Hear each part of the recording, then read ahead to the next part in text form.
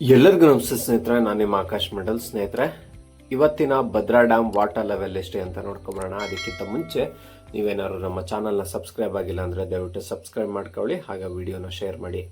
ಸ್ನೇಹಿತರೆ, ಒಂದು ಖುಷಿಯ ಸುದ್ದಿ ಅಂತ ಅಂದರೆ ನಿನ್ನೆಯಿಂದ ಸ್ವಲ್ಪ ಮಟ್ಟದಲ್ಲಿ ಮಳೆ ಆಗ್ತಾ ಇದೆ. ಸ್ನೇಹಿತರೆ, ಹಾಗಾದರೆ ಇವತ್ತು ಅಂದರೆ 18 July 2026 Bhadra dam water level 148 ಅಡಿ 1 ಇಂಚು ಆಗಿರುವಂಥದ್ದು. ಇನ್ನು ಇವತ್ತಿನ ಒಳಹರಿವಿನ ನೋಡೋದಾದರೆ 973 ಕ್ಯೂಸೆಕ್ ನೀರು ಒಳಹರಿವು ಬಂದಿರುವಂಥದ್ದು. ಇನ್ನು ಇವತ್ತಿನ ಹೊರಹರಿವಿನ ವಿಚಾರಕ್ಕೆ ಬರೋದಾದರೆ 221 ಕ್ಯೂಸೆಕ್ ನೀರು ಹೊರಹರಿವು ಆಗಿದೆ. ರೈಟ್ ಬ್ಯಾಂಕ್ ಚಾನಲ್ಗೆ ಯಾವುದೇ ರೀತಿ ನೀರು ಹರಿಸಲಾಗ್ತಾ ಇಲ್ಲ, ಆದರೆ ಲೆಫ್ಟ್ ಬ್ಯಾಂಕ್ ಚಾನಲ್ಗೆ 50 ಕ್ಯೂಸೆಕ್ ನೀರನ್ನು ಹರಿಸಲಾಗ್ತಾ ಇದೆ. ಸ್ಲೂಸ್ ಗೇಟ್ ಮೂಲಕ ನದಿಗೆ ಬಿಡುತ್ತಿರುವಂಥ ನೀರು 100 ಕ್ಯೂಸೆಕ್ ಇದೆ. ಇನ್ನು ಎವಾಪ್ರೇಷನ್ ಆವಿಯಾಗಿ ಹೋಗುತ್ತಿರುವಂಥ ನೀರು 100 ಕ್ಯೂಸೆಕ್ ಇದೆ. 71 ಕ್ಯೂಸೆಕ್ ಇದೆ.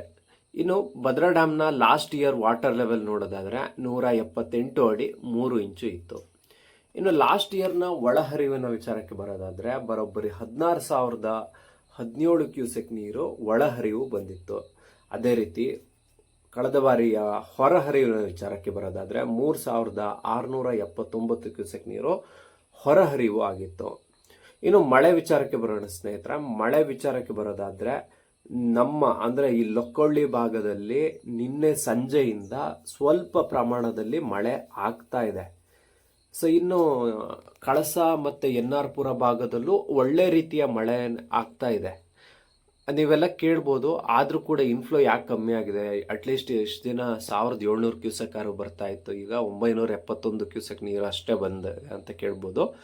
ಸೊ ಇವತ್ತು ಮಳೆ ಆದರೆ ಅದರ ಇಂಪ್ಯಾಕ್ಟು ನಾಳೆ ಆಗತ್ತೆ. ಸೊ ಈ ರೀಡಿಂಗನ್ನು 6 ಗಂಟೆಗೆ ತೆಗೆದಿರ್ತಾರೆ, ಬೆಳಗ್ಗೆ 6 ಗಂಟೆಗೆ. ಸೊ ಇದರಲ್ಲಿ ತೋರಿಸೋದಿಲ್ಲ. ನಾಳೆ ಏನಾಗುತ್ತೆ ಅಂತ ನೋಡ್ಬೇಕು. ನಾಳೆನ ಮಳೆ ಪ್ರಮಾಣ, ನಾಳೆ ಇನ್ಫ್ಲೋ ಎಷ್ಟಿದೆ ಅಂತ ನೋಡ್ಬೋದು. ಸ್ನೇಹಿತರೆ, ಇದು ಇವತ್ತಿನ ಮಾಹಿತಿ. ಸ್ನೇಹಿತರೆ, ಇದೇ ರೀತಿಯ ಮಾಹಿತಿಗಾಗಿ ನಮ್ಮ ಚಾನಲ್ನ ಸಬ್ಸ್ಕ್ರೈಬ್ ಮಾಡಿ ಹಾಗೂ ನಮ್ಮನ್ನು ಸಪೋರ್ಟ್ ಮಾಡಿ. ಧನ್ಯವಾದಗಳು.